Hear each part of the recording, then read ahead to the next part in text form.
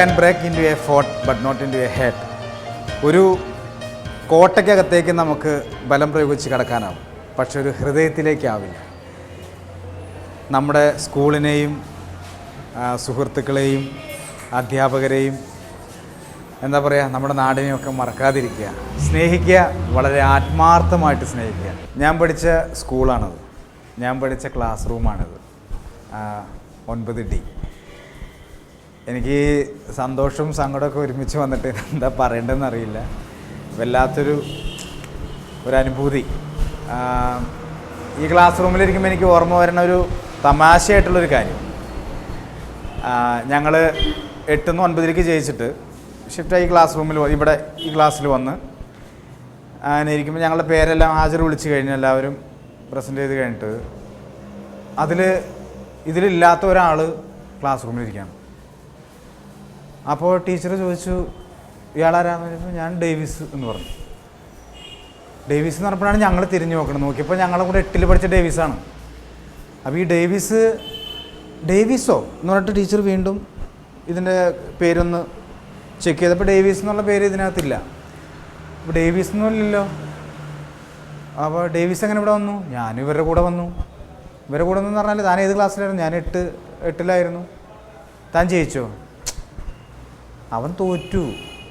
അപ്പോൾ തോറ്റിട്ട് ഞങ്ങളെല്ലാവരും ഈ ക്ലാസ്സിലേക്ക് ജയിച്ച് പോന്നപ്പോൾ അവന് ഒറ്റയ്ക്കിരിക്കാൻ സങ്കടമായിട്ട് ഞങ്ങളുടെ കൂടെ പോന്നതാണ്.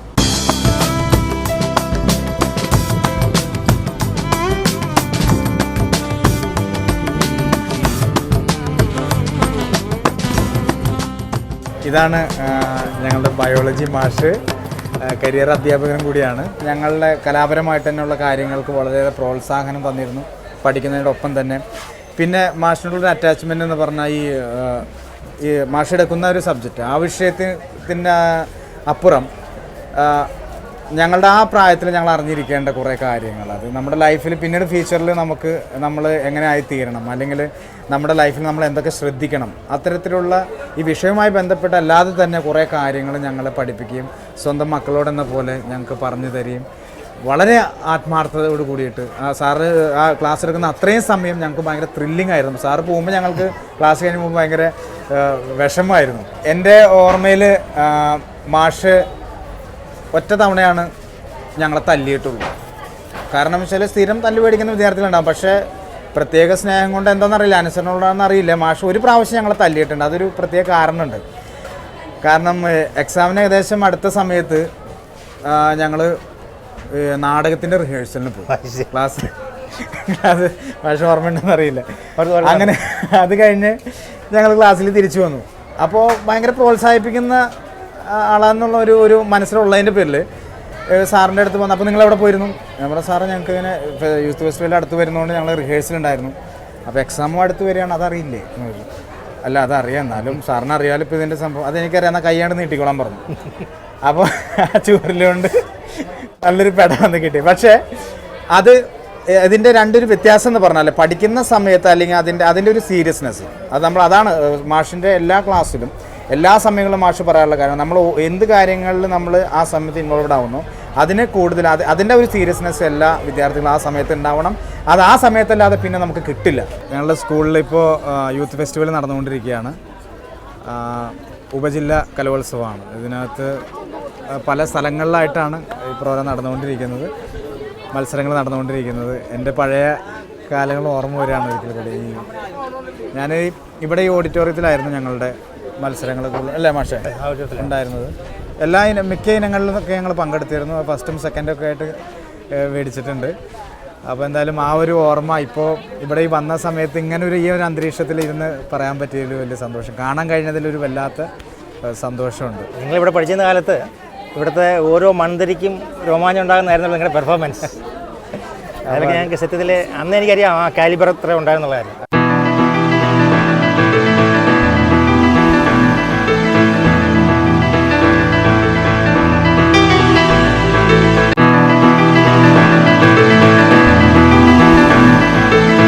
എൻ്റെ സഹപാഠികളാണ് ഇവരെല്ലാവരും അടുത്ത് പരിചയപ്പെടുന്നത്.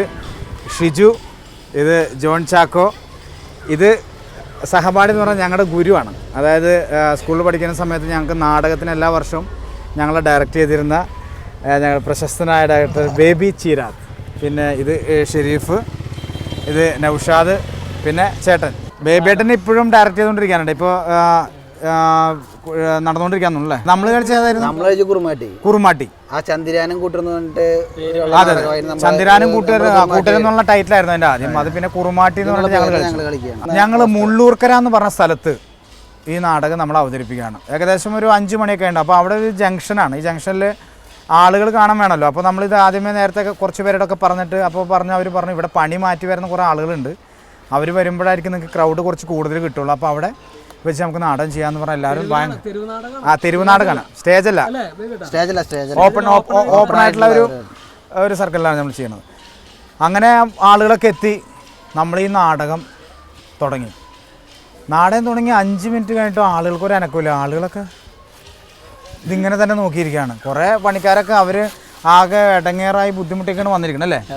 കാരണം വെച്ചാൽ ഇതിലെന്താ ഇവർ കാട്ടിക്കൂട്ടണം എന്നുള്ള ഇവർക്ക് മനസ്സിലായിട്ടില്ല. നാടകം അങ്ങനെ ഒരു കണക്കിന് ഞങ്ങൾ കളിച്ചുകൊണ്ടിരിക്കുമ്പോൾ പിന്നെ ഞങ്ങൾക്ക് ടെൻഷനായി. ഇത് സ്കൂളിലും എല്ലായിടത്തൊക്കെ ഭയങ്കര പേര് കെട്ടി ഈ നാടകം ഇവർക്ക് എന്ത് പറ്റിയെന്നായ നമുക്ക് ചിന്ത.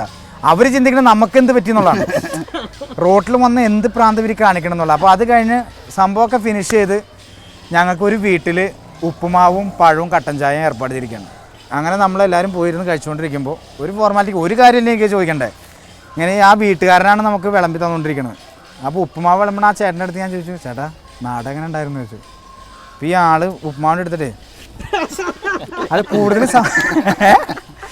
കൂടുതൽ സംസാരമൊന്നുമില്ല. ആ ഈ ഒറ്റ സാധനത്തിലെല്ലാം സംഭവം.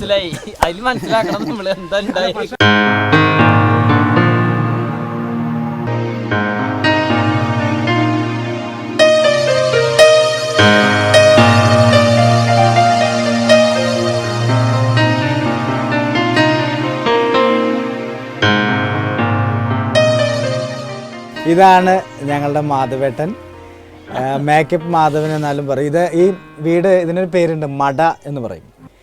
ഒരു പ്രത്യേക തരം വീടാണത്. ഈ വീടിനകത്ത് കുറേ വിശേഷങ്ങളുണ്ട്.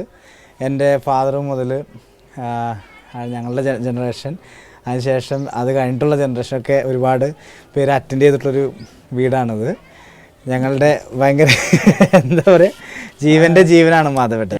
ഈ വീടിൻ്റെ പ്രത്യേകത എന്ന് പറയാൻ ഉള്ളൊരു കാരണം, ഈ വീട്ടിൽ വളരെ ശ്രദ്ധിച്ച് നോക്കിയാൽ അറിയാൻ പറ്റുള്ളൂ. ഇതിൻ്റെ മതിലിൻ്റെ മുകളിലൊക്കെ ഒരുപാട് കാര്യങ്ങൾ എഴുതി വെച്ചിട്ടുണ്ട്. എഴുതി വെച്ചത് വേറെ ഒന്നുമല്ല, അതായത് ഇവിടെ വന്ന് അറ്റൻഡ് ചെയ്തിട്ടുള്ള ആളുകൾ സംസാരിച്ചിട്ടുള്ള അബദ്ധങ്ങളാണ്. ഒരു വാക്ക് പറയുമ്പോൾ അതിൽ വരുന്ന തെറ്റുകൾ അപ്പം തന്നെ മാധവേട്ടൻ ഇതിനകത്ത് എഴുതി വയ്ക്കും. ഒടുവിലുണ്ണീഷ്ണൻ നമ്മളിൽ നിന്ന് മൺമറഞ്ഞു പോയ പ്രഗത്ഭനായിട്ടുള്ള നടൻ, പിന്നെ കലാമണ്ഡലം ഹൈദരാലി, എൻ്റെ വാപ്പ അബൂബക്കർ, പിന്നെ ഭരതൻ മാഷ്, ഒരുപാട് പേര് എല്ലാവരും വന്നിട്ടുള്ള സ്ഥലം. അപ്പോൾ അവരുടെ ആ സമയം തൊട്ട് തന്നെ എഴുതി വെച്ചിട്ടുള്ള കാര്യങ്ങളാണ് ഇതൊക്കെ.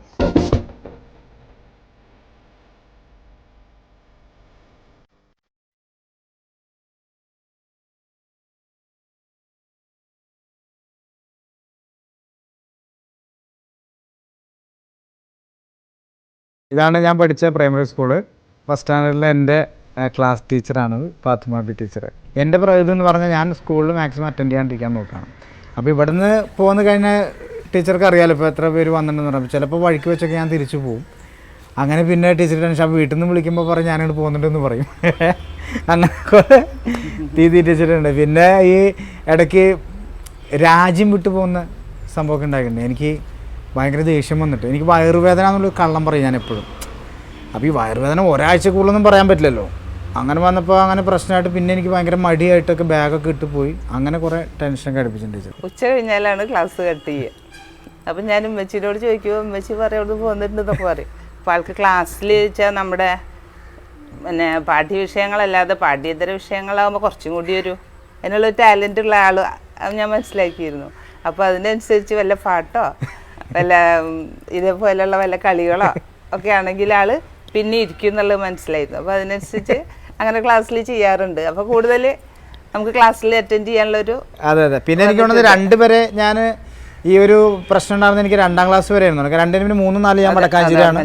പിന്നെ എന്നെ നിവൃത്തിയിൽ അവിടെ കൊണ്ടാക്കി. അപ്പോൾ നിയാസ് എൻ്റെ ചേട്ടൻ അവിടെ അടുത്ത് തന്നെയാണ്. കാരണം ബോയ്സ് സ്കൂളിൽ ചേർന്നിട്ടാണ് പ്രൈമറി സ്കൂൾ.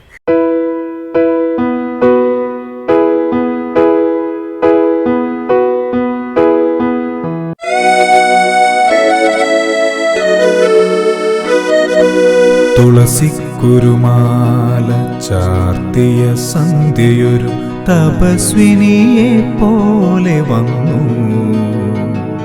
നെറ്റിയിൽ ഭസ്മക്കുറിയാ മേഘങ്ങൾ ആനന്ദ നിർമ്മല ഭാവം. ചിദാനന്ദ നിർഗുണഭാവം. ചിദാനന്ദ നിർഗുണഭാവം. തുളസിക്കുരുമാല ചാർത്തിയ സന്ധ്യയൊരു തപസ്വിനിയെ പോലെ വന്നു. ഇതാണ് എൻ്റെ തറവാട്. മാരാത്തൂന്ന് എന്ന് പറഞ്ഞ ഈ സ്ഥലത്തിൻ്റെ പേര്. വടക്കാഞ്ചേരിയിൽ നിന്ന് ഒരു 4 കിലോമീറ്റർ അകത്താണ് ഈ വീട്. ഇപ്പോൾ ഉമ്മ പിന്നെ ജ്യേഷ്ഠൻ എല്ലാവരും പരിചയപ്പെടാം. ഇതാണ് ഞങ്ങളുടെ ഉമ്മ, ഉമ്മച്ചി എന്നാണ് വിളിക്കുക. പിന്നെ ഇത് ചേട്ടൻ നിയാസിനെ പ്രത്യേകിച്ച് ഞാൻ പരിചയപ്പെടുത്തേണ്ട കാര്യമില്ല. അത് സിനിമാ നടനും പിന്നെ പ്രശസ്ത മിമിക്രി ആർട്ടിസ്റ്റുമെല്ലാമായ എൻ്റെ ജ്യേഷ്ഠൻ. ഇത് ജ്യേഷ്ഠൻ്റെ ഭാര്യ ഹസീന എന്നാണ് പേര്. പിന്നെ അത് മോൻ താഹ, ഇത് മോള്. എൻ്റെ താഴെ ഒരാളുണ്ട്, അയാൾ കൈരളി ചാനലിൽ എഡിറ്ററായിട്ട് വർക്ക് ചെയ്യാണ്. നിസാമുദ്ദീൻ എന്നാണ് പേര്. പഠിച്ചുകൊണ്ടിരുന്ന സമയത്ത് ഈ പ്രോഗ്രാമിൽ ഞങ്ങൾക്ക് ആ സമയത്ത് കൂടുതൽ പ്രോത്സാഹനം എന്ന് പറയുന്നത് ഉമ്മച്ചിയാണ് ഉണ്ടായിരുന്നത്. അതായത് നാടകത്തിന് പോകുമ്പോഴും മറ്റുള്ള യൂത്ത് ഫെസ്റ്റിവൽ ഇതുപോലെ സമയങ്ങളിലൊക്കെ നേരത്തെ എഴുന്നേറ്റ് ഭക്ഷണം റെഡിയാക്കി തരലും ഞങ്ങളെ റെഡിയാക്കലും അതിനുള്ള ഒരു ഭയങ്കര താല്പര്യം ഉമ്മച്ചിക്ക് ഉണ്ടായിരുന്നു. വാപ്പിച്ചി എന്ന് പറയുന്ന മൗനം സമ്മതമായിരുന്നു. അതായത് വേറൊരു കാര്യത്തിലൊന്നും അറിഞ്ഞുകൊണ്ട് അല്ലെങ്കിൽ നിങ്ങൾ ഇങ്ങനെയാണ് ഇങ്ങനെ ആയിത്തീരണം എന്നുള്ളൊരു സംഭവത്തിലും പ്രത്യേക സ്റ്റഡി അങ്ങനെ ഒന്നും വാപ്പയ്ക്ക് ഉണ്ടായിരുന്നു. വാപ്പയുടെ കുറേ അനുഭവങ്ങളും കുറേ കഥകളും അന്ന് ചെയ്തിരുന്ന കുറേ സ്കിറ്റുകളൊക്കെ ഞങ്ങളടുത്ത് പറയുന്നല്ലാതെ അങ്ങനെ ഒരു പ്രത്യേകത ഉണ്ടായിരുന്നു. പക്ഷെ ഉമ്മാക്ക് ഭയങ്കര താല്പര്യമായിരുന്നു. പോയാലും പൊതിച്ചോറ് വേണം അവർക്ക്, ഇലയിലുള്ള ഭക്ഷണം വേണം. അപ്പം ചോറ് തിന്ന് വരരുത്, ഫസ്റ്റ് മേടിച്ചിട്ട് വരണം പറയും. അപ്പം അത് ഞങ്ങൾ നിരാശപ്പെടുത്തിയിട്ടില്ല. മിക്കതും ഫസ്റ്റും കൊണ്ട് വരാൻ പാടില്ല എൻ്റെ നിർബന്ധമാണ്. നവാസിൻ്റെ കാര്യത്തിൽ സിനിമ കാണുന്നതിൽ ഭയങ്കര താല്പര്യമാണ്. ഒരു ദിവസം 3 കാണാൻ പറ്റുമെങ്കിൽ അതൊക്കെ കാണും. കൂടാതെ സാധനങ്ങൾ വാങ്ങിക്കാൻ കൊടുക്കുമ്പോൾ അക്കത്തിന് ഇരട്ടി വിലയാണ്. പകുതി സിനിമയ്ക്ക് മാറ്റി വെച്ചിട്ടാ ബാക്കി സാധനം കൊണ്ടുപോയുള്ളൂ.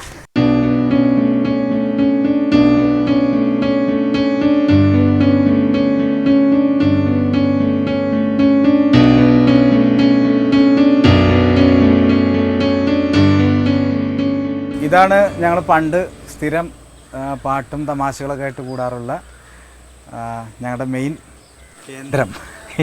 ഈ സ്ഥലത്തെക്കുറിച്ച് പറഞ്ഞാൽ എല്ലാ മലയാളികൾക്കും അറിയാവുന്ന ഒരു വളരെ പ്രസിദ്ധമായ ഒരു സ്ഥലമാണ് ഊത്രാളിക്കാവ്. ഞങ്ങളുടെ മെയിൻ പൂരം എന്ന് പറയുന്നത് ഊത്രാളിക്കാവ് പൂരമാണ്. കലാമണ്ഡലം ഹൈദരാലിയുടെ ജ്യേഷ്ഠൻ്റെ പുത്രനാണ് മനാഫ്. മനാഫ് അത്യാവശ്യം നന്നായി പാടുന്ന ഒരാളാണ്. മനാഫയുടെ ബിസിനസ്സാണ്. ബാക്കി എല്ലാവരും ചേട്ടനെ നമ്മൾ പരിചയപ്പെട്ടാണ്. ഇത് പ്രകാശൻ, ഇത് ഉണ്ണി, ഇത് ബക്കർ, ഇത് മനോജ്. ഞങ്ങളെല്ലാവരും മൊത്തം ഒരുമിച്ച് പഠിച്ചവരും പിന്നെ സ്ഥിരമായിട്ട് ഈ പറഞ്ഞ പോലെ ഞാൻ എപ്പോൾ വരുമ്പോഴും ഞങ്ങൾ ഇതുപോലെ ഇരുന്ന് തമാശകളായിട്ടും പാട്ടുകളൊക്കെ ആയിട്ട് എപ്പോഴും കൂടാറുണ്ട്. മലമുകളിൽ ദൂരെയുള്ള മേടുകളിൽ പകലിന്റെ പൊള്ളലേറ്റ് ഞങ്ങൾ പിറന്നു. പകലിന്റെ പൊള്ളലേറ്റ് ഞങ്ങൾ പിറന്നു. ദൂരെ ദൂരെ മലമുകളിൽ ദൂരെയുള്ള മേടുകളിൽ പകലിന്റെ പൊള്ളലേറ്റ് ഞങ്ങൾ പിറന്നു. പകലിന്റെ പൊള്ളലേറ്റ് ഞങ്ങൾ പിറന്നു. അടിമയുടെ ചോര വീണ് അടിയുറഞ്ഞ സമതലത്തിൽ. അടിമയുടെ ചോര വീണ് അടിയുറഞ്ഞ സമതലത്തിൽ. അലകടലിൻ തിരയടി പോൽ അലമുറ തന്നിലവിളിയാ. അലകടലിൻ തിരയടി പോൽ അലമുറ തന്നിലവിളിയായി ഞങ്ങൾ വളർന്നു. ഞങ്ങൾ വളർന്നു. ഞങ്ങൾ വളർന്നു. ദൂരെ ദൂരെ മലമുകളിൽ ദൂരെയുള്ള മേടുകളിൽ പകലിന്റെ പൊള്ളലേറ്റ് ഞങ്ങൾ പിറന്നു.